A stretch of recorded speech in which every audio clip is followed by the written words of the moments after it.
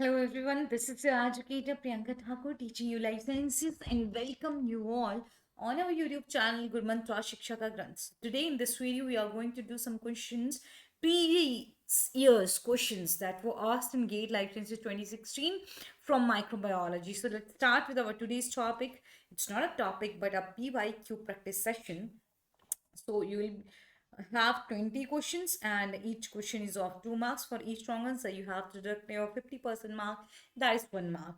आप अपना पेन और नोटबुक लेके रेडी रहिए. आपको 45 सेकेंड्स का टाइमर दिया गया है. कर सकते हैं तो प्लीज़ क्वेश्चंस को करिए और अपना टोटल स्कोर कमेंट बॉक्स में ज़रूर बता दीजिए. Good luck. चलिए शुरू करते हैं. ये आपका पहला क्वेश्चन आपकी स्क्रीन पे है. Okay.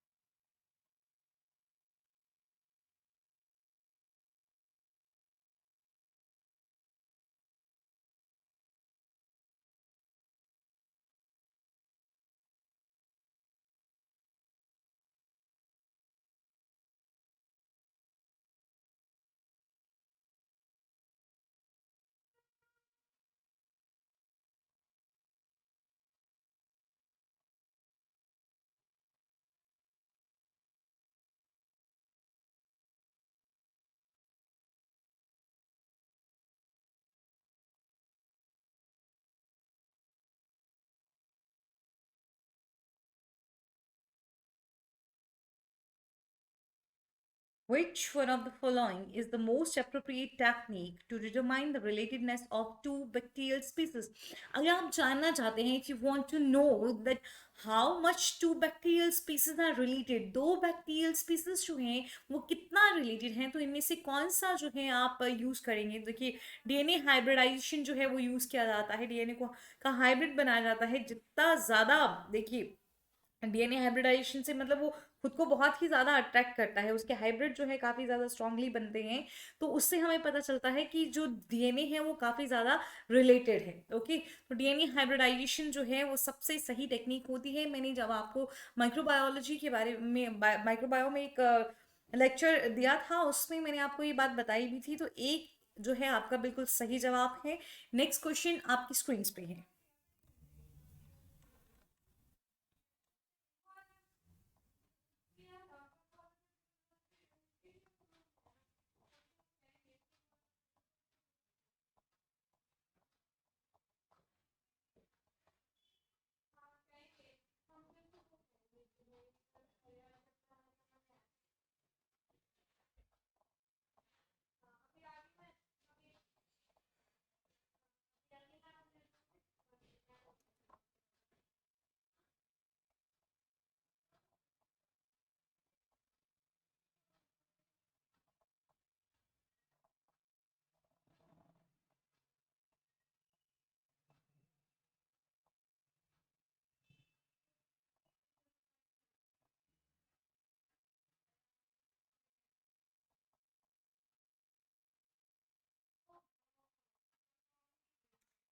Which one of the following features undergoes non-integrative lysogenic cycle?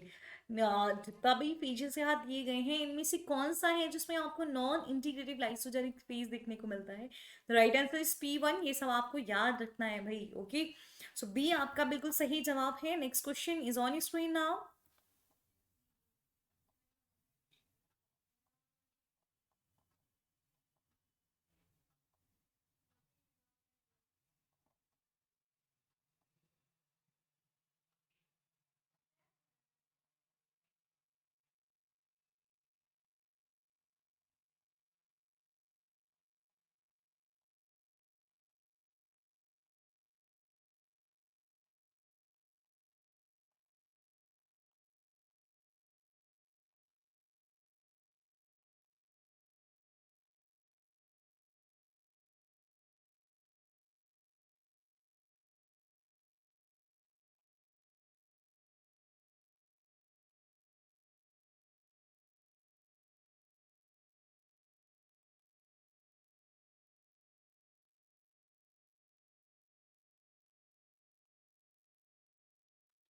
Which one of the following is not a part of human microbiome? अब बहुत अच्छा क्वेश्चन है, मतलब आपको याद रखनी पड़ेंगी ये सारी चीजें। देखिए, प्रोपाइनी बैक्टीरियम एक्टिन, ये एक पार्ट होता है लैक्टोबैसिलस के, सही भी पार्ट होता है।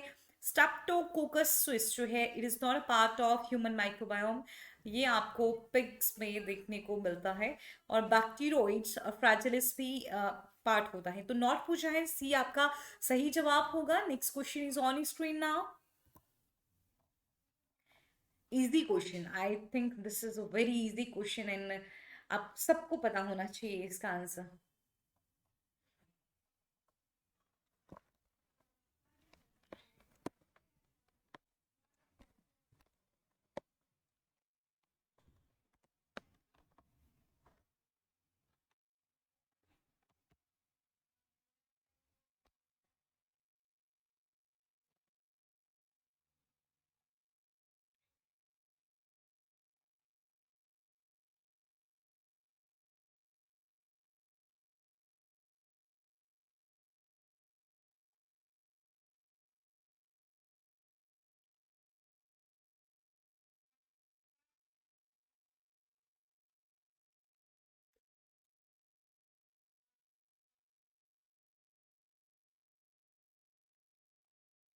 Resident macrophages of blank are called Kupffer cells.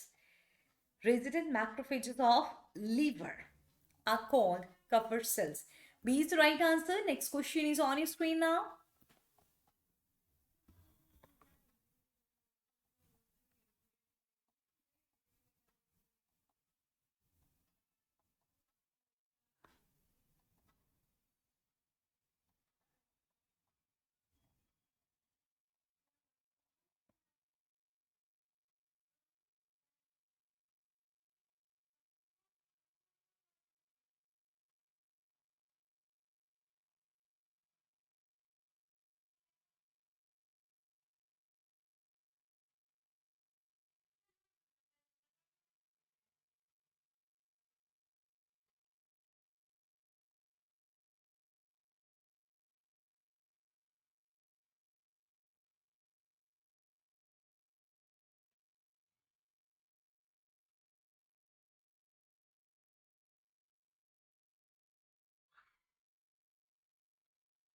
Enzymes responsible for generation of hypochlorous ion. Okay, hypochlorous ion. This is your hypochlorous ion during phagocytosis is myeloperoxidase. Remember, जो आपका phagocytosis के time पे hypochlorous ion की generation में enzyme responsible होता है वो माइलोपेरोक्सीडेज होता है। सी आपका सही जवाब है। Next question is on your screen now.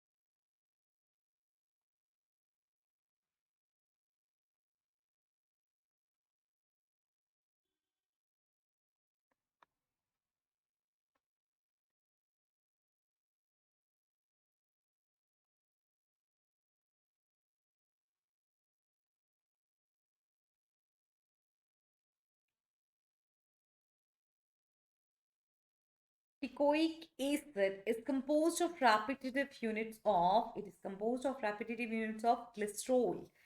D is your right answer. Next question आपकी स्क्रीन पे है।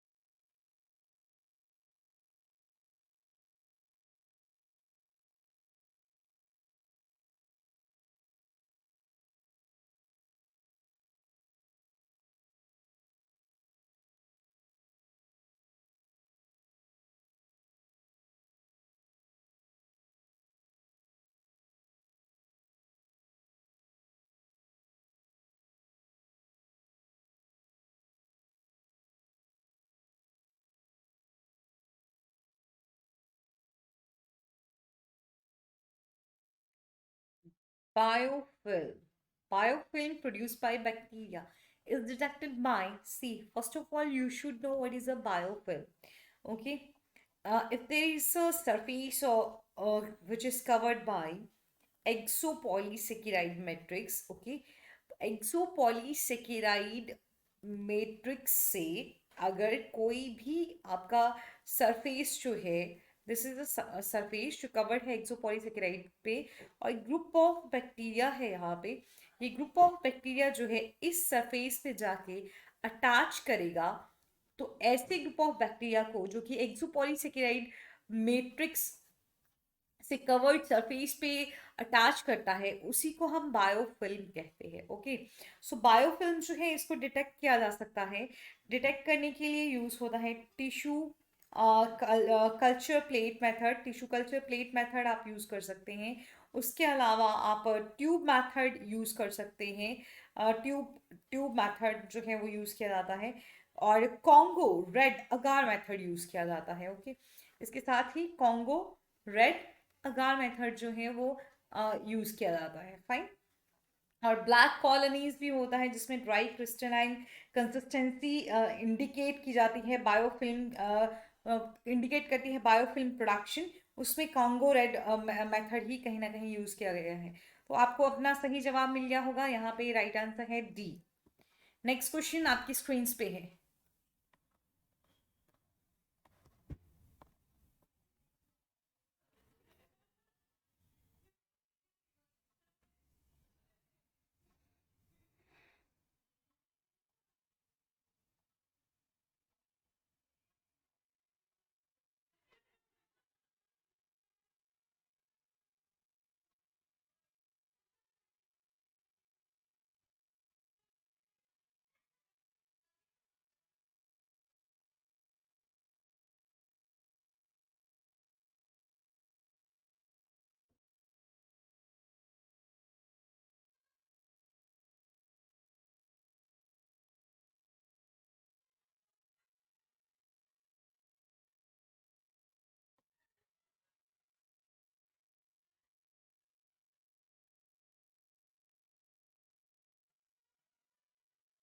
The precursor for the synthesis of aromatic amino acids phosphoenol pyruvate plus erythrose 4 phosphate होता है, जो कि aromatic erythrose 4 phosphate, okay phosphate, जो कि aromatic amino acids को बनाते हैं। फॉस्फोइनोल पायरुवेट आपका सही आंसर है, यानी कि ए आपके पास सही ऑप्शन है। और नेक्स्ट क्वेश्चन आपकी स्क्रीन पे है।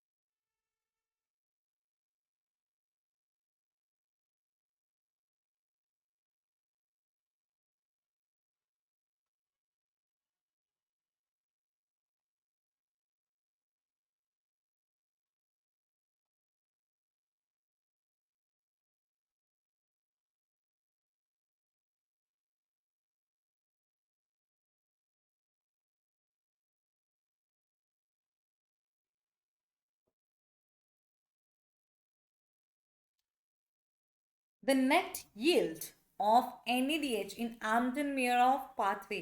Amden-Meierhof pathway को आप और क्या कहते हैं भाई, जल्दी से बताइए इसको। आपको पता है ग्लाइकोलिसिस कहते हैं कि नहीं कहते हैं? ओके, तो एकोलाई में कितना होता है? तो देखिए क्या होता, क्या है, सबसे पहले ग्लूकोज होता है। ग्लूकोज से क्या बनता है? ग्लूकोज से बनता है glucose six phosphate. Glucose six phosphate से क्या बनता है? फ्रक्टोज सिक्स फॉस्फेट बनता है। फ्रक्टोज सिक्स फॉस्फेट से क्या बनता है? Fructose one six base phosphate. ठीक है, तो ये स्प्लिट हो जाते हैं आपका glyceraldehyde three phosphate, glyceraldehyde three phosphate में, और dihydroxy acetone three phosphate. Glyceraldehyde three phosphate जो है वो किसमें? One three glyceraldehyde three phospho glyceraldehyde three phosphate जो है वो चेंज होता है one three bis phosphoglyceric acid में। ओके, बिस फॉस्फो ग्लिसरिक एसिड में। इस टाइम पे जो है वो एक आपके पास NADPH बनता है। यहाँ पे आपके पास ATP यूज होता है, और इस पॉइंट पे भी आपके पास ATP जो है वो यूज होता है, ग्लूकोज से ग्लूकोज 6 फॉस्फेट बनेगा। तो ऑब्वियस सी बात है कि यहाँ पे एक फॉस्फेट ऐड होगा, और वो फॉस्फेट जो है वो ATP से लिया जाएगा। फ्रक्टोज 6 फॉस्फेट से फ्रक्टोज 1,6 बिसफॉस्फेट बनेगा। तो यहाँ पे फिर से एक फॉस्फेट ऐड हुआ है, और वो फॉस्फेट ATP से ही लिया जाता है। यहाँ पे ग्लिसरॉल्डिहाइड 3 देखिए, फ्रक्टोज 1,6 बिसफॉस्फेट जो है वो एक ग्लिसरॉल्डिहाइड बनाता है, एक डाइहाइड्रोक्सी 3 फॉस्फेट बनाता है, जो आइसोमराइज हो जाता है ग्लिसरॉल्डिहाइड 3 फॉस्फेट में। अल्टीमेटली यहाँ पे आपको दो ग्लिसरॉल्डिहाइड 3 फॉस्फेट जो है वो मिलते हैं। एक के लिए एक NADPH जो है बनता है, दो के लिए जो है वो दो बनते हैं। तो आपका सही जवाब होगा यहाँ पे 2। नेक्स्ट क्वेश्चन आपकी स्क्रीन पे है।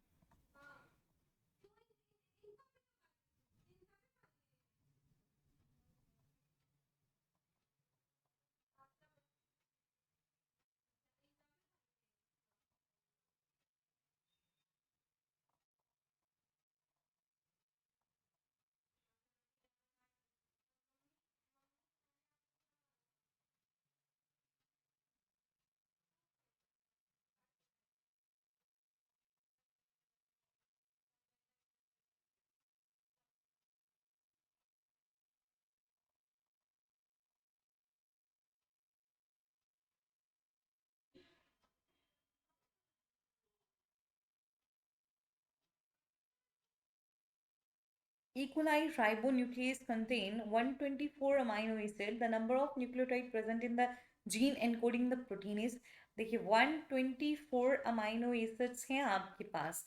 124 अमाइनो एसिड्स हैं, तो क्या पूछा है कि नंबर ऑफ न्यूक्लियोटाइड कितने होंगे present in the gene encoding the protein. तो तीन जो हैं वो तीन न्यूक्लियोटाइड क्या करते हैं, आपका एक अमाइनो एसिड को एनकोड करते हैं। तो नंबर ऑफ न्यूक्लियोटाइड ही पूछा है, नंबर 124 आपके पास अमाइनो एसिड दिए हैं, तो इंटू 3 हो जाएगा। ये कितना हो जाएगा आपके पास, 372। लेकिन 3 आपके पास प्रोटीन की सिंथेसिस के दौरान क्या होते हैं, स्टॉप कोडोन होते हैं। तो तीन स्टॉप कोडोन हो गए, टोटल कितना हो गया आपके पास 375। तो आंसर आपका यहाँ पे क्या रहेगा, या आपका आंसर रहेगा 375। ओके, नेक्स्ट क्वेश्चन आपकी स्क्रीन पे है।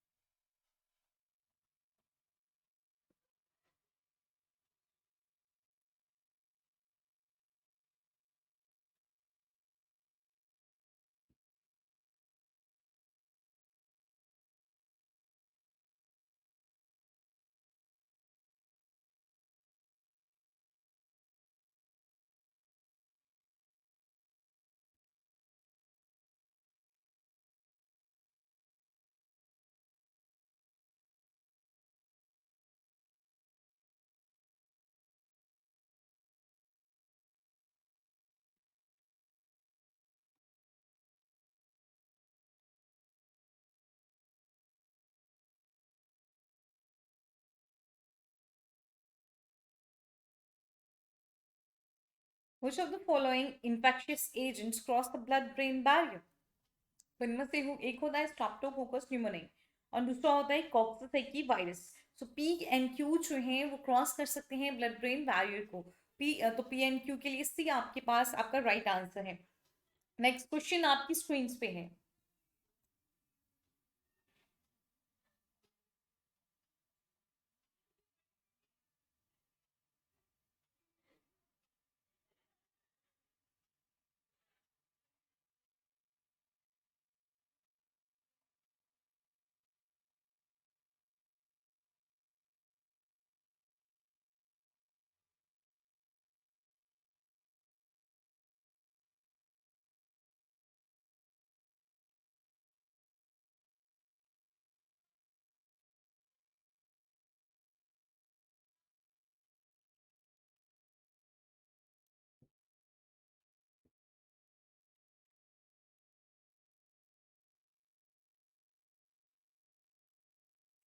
ओके, ओडी आपके पास क्या होता है, ऑप्टिकल डेंसिटी। ओके, तो ये आपके पास है ऑप्टिकल डेंसिटी, ऑप्टिकल डेंसिटी जो है 540 नैनोमीटर पे इक्वल दिया है 0.5. Which one of the following bacterial mono disperse cell suspension will have maximum and minimum number of cells? देखिए, मैक्सिमम नंबर ऑफ सेल्स होगा जिसका साइज सबसे छोटा होगा, तो सबसे छोटा इनमें से आपके पास साइज होता है माइकोप्लाज्मा का।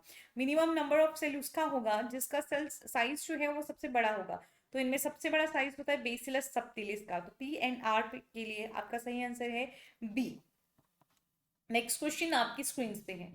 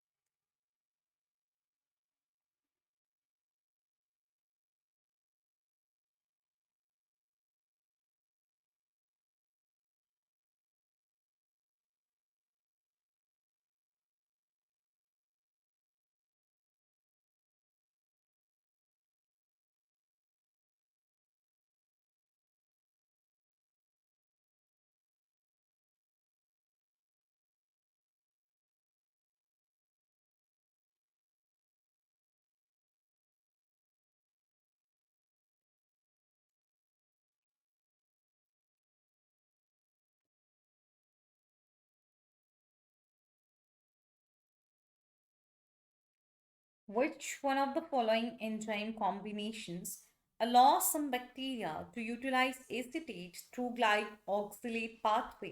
तो कौन सा एंजाइम्स का कॉम्बिनेशन है जो बैक्टीरिया को अलाउ करता है कि वो एसिटेट को यूटिलाइज कर सके ग्लाइऑक्सिलेट पाथवे के through?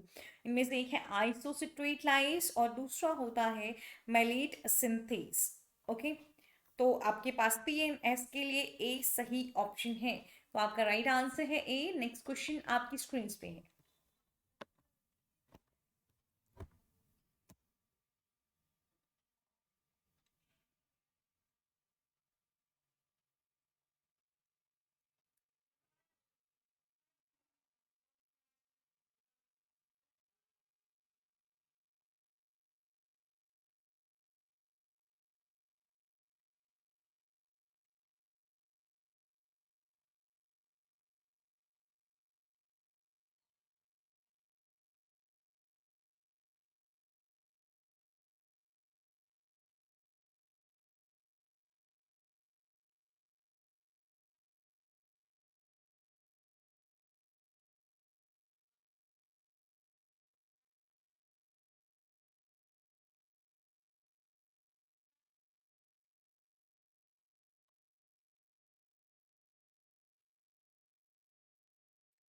The decimal reduction time D121 for Clostridium botulinum spore is 0.2 minutes. The time required to reduce the spore count from 10 raised to the power 12 to one spore at 121 degrees Celsius is how much minute? How many minutes?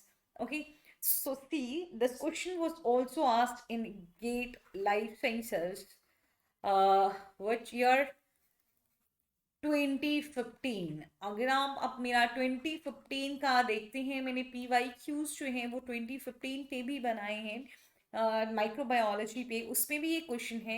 वहाँ पे भी आपके पास decimal reduction time जो है वो 121, वहां पे 0.2 minutes नहीं की जगह 12 सेकेंड्स लिखा है, और 12 सेकेंड्स को अगर आप मिनट्स में कन्वर्ट करते हो तो आपको ये अल्टीमेटली 0.2 मिनट्स ही मिलता है। ओके, यहाँ स्पोर काउंट जो है 10 रेज़ टू द पावर 10 है वहां पे, बाकी सब कंडीशंस जो हैं वो सेम है।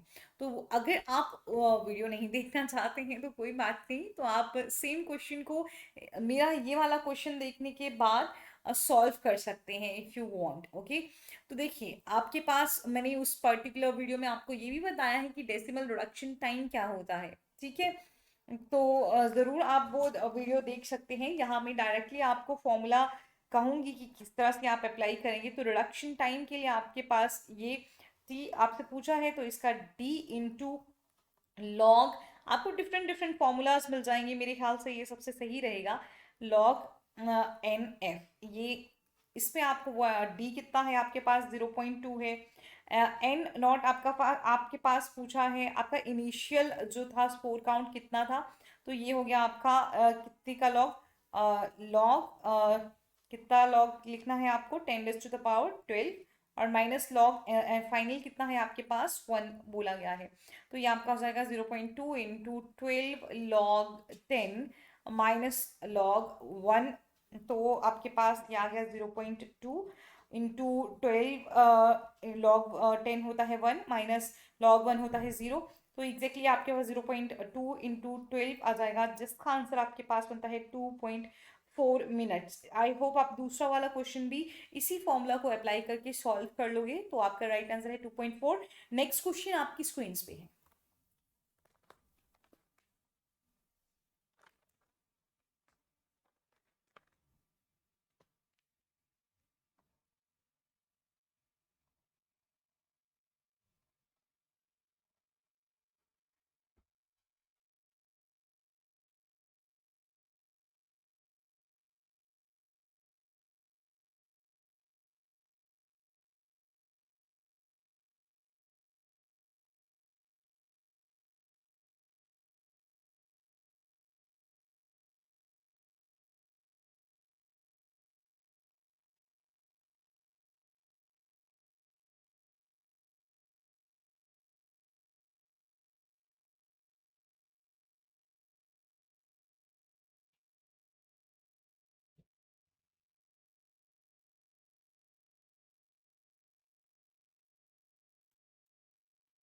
Escherichia coli, it requires three genes, galactose K kinase के लिए, galactose G transacetylase and galactose E epimerase के लिए to utilize galactose, okay? तो एशेरिशिया कोलाई को गैलेक्टोज को यूटिलाइज करने के लिए तीन जीन्स चाहिए KTE। अगर there is a mutation in any one of these genes, mutant जो है वो यूटिलाइज नहीं कर पाएगा गैलेक्टोज को। तो कौन सा कॉम्बिनेशन जो है मीरो डिप्लॉइड्स को आप पार्शियल डिप्लॉइड्स भी कहते हैं, ओके?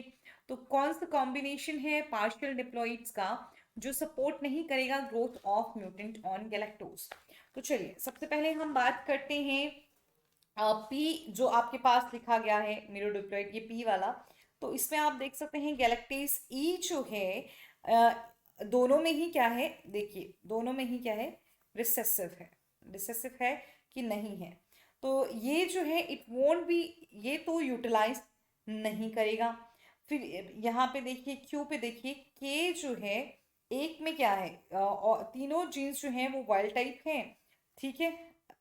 ध्यान से देखिए वाइल्ड टाइप है कि नहीं है। जो आपका मीरोडिप्लोइड क्यू है, जो क्यू है, और तीनों देखिए अगर एक यहाँ नहीं है तो यहाँ पे है, टीक पे नहीं है तो इस पे है, इस पे नहीं है तो ये है, तो ये क्या है, वाइल्ड टाइप है, तो ये यूटिलाइज करेगा। अब यहाँ पे आर पे देखेंगे हम, तो दो यहाँ पे आपके पास ये दोनों क्या, ये आ जाते हैं आपके पास दोनों रिसेसिव, ओके? तो आपके पास ये क्या है, रिसेसिव, तो ये भी यूटिलाइज नहीं करेगा। अब यहाँ पे तीनों जो है वो फिर से वाइल्ड टाइप आ जाते हैं, देख सकते हैं आप, ठीक है? इस पे नहीं है तो इस पे तो है, पार्शियल डिप्लॉइड्स हैं ये, तो ये क्या कर जाएगा, ये भी यूटिलाइज करेगा। तो क्यू और एस जो है आपके पास यूटिलाइज करेंगे, तो आपका राइट आंसर बनेगा डी। नेक्स्ट क्वेश्चन आपकी स्क्रीन पे है।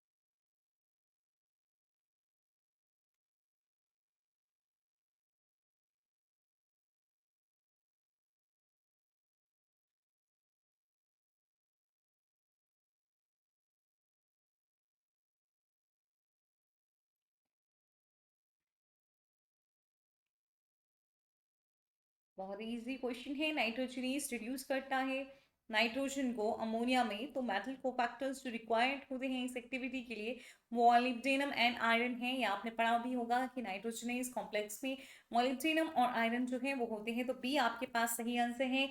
नेक्स्ट क्वेश्चन आपकी स्क्रीन पे है।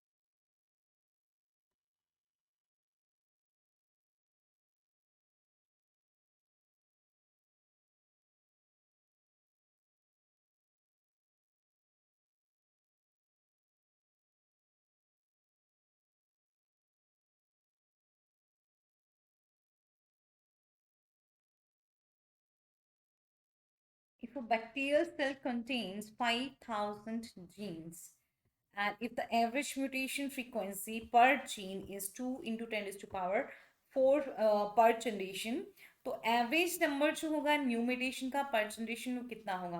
तो आपके पास एवरेज जो फ्रीक्वेंसी दे रखी है पर जीन, एक जीन के लिए एवरेज फ्रीक्वेंसी दी है 2 इंटू 10 to the power -4, जिसको मैं कन्वर्ट करती हूँ तो 0.0002 आ जाएगा। अब आपके लिए 5,000 के लिए पूछी है, तो 5,000 को आप इससे मल्टीप्लाई कर देते हैं और आपका आंसर जो है वो 1 आ जाता है। तो 1 आपका सही जवाब है। नेक्स्ट क्वेश्चन आपकी स्क्रीन पे है।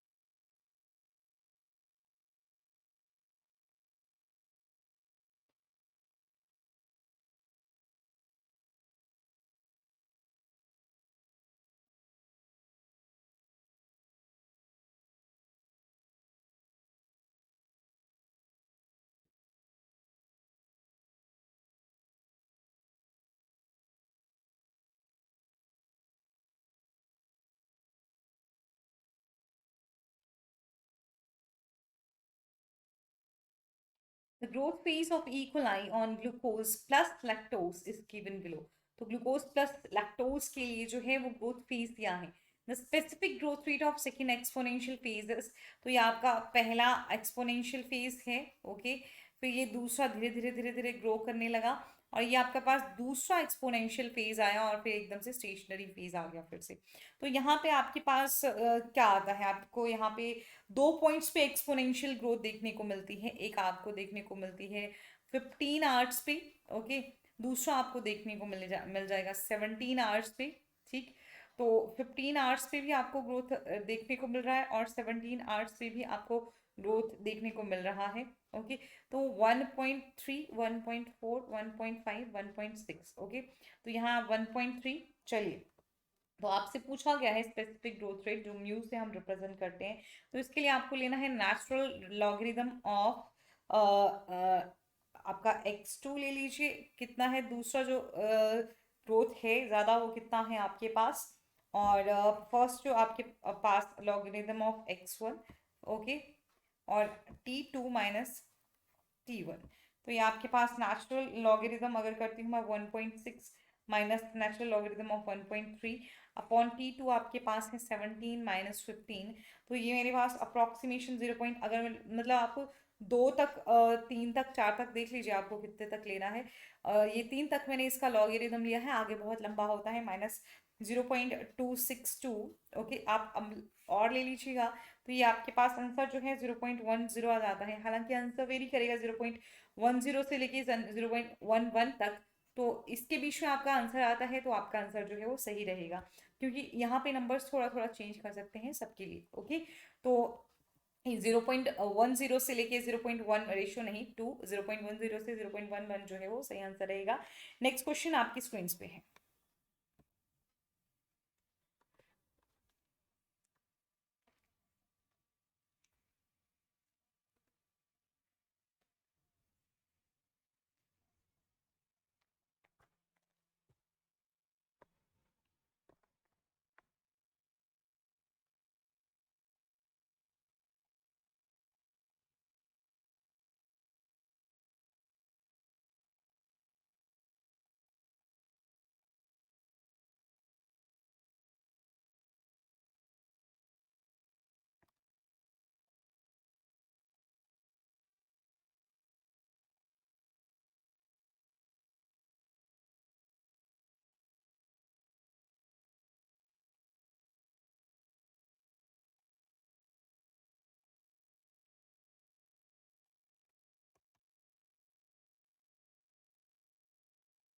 Match the cell structure components given in group 1 with appropriate function from group 2.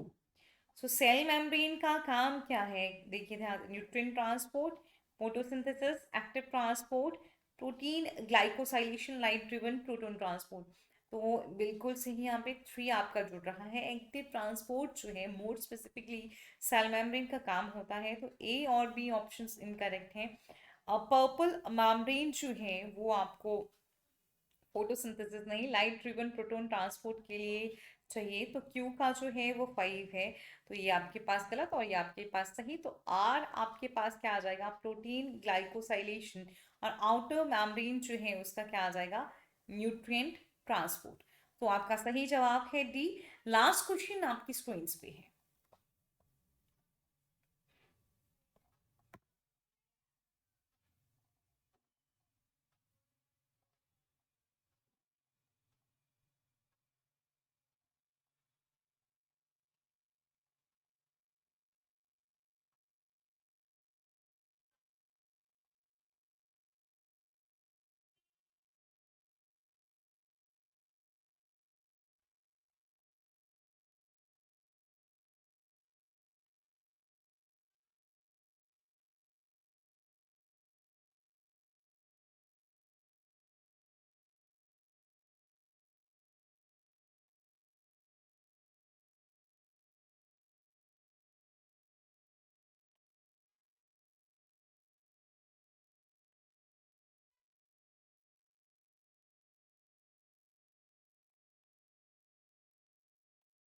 Match the following antibiotic given in group 1 with appropriate target from group 2.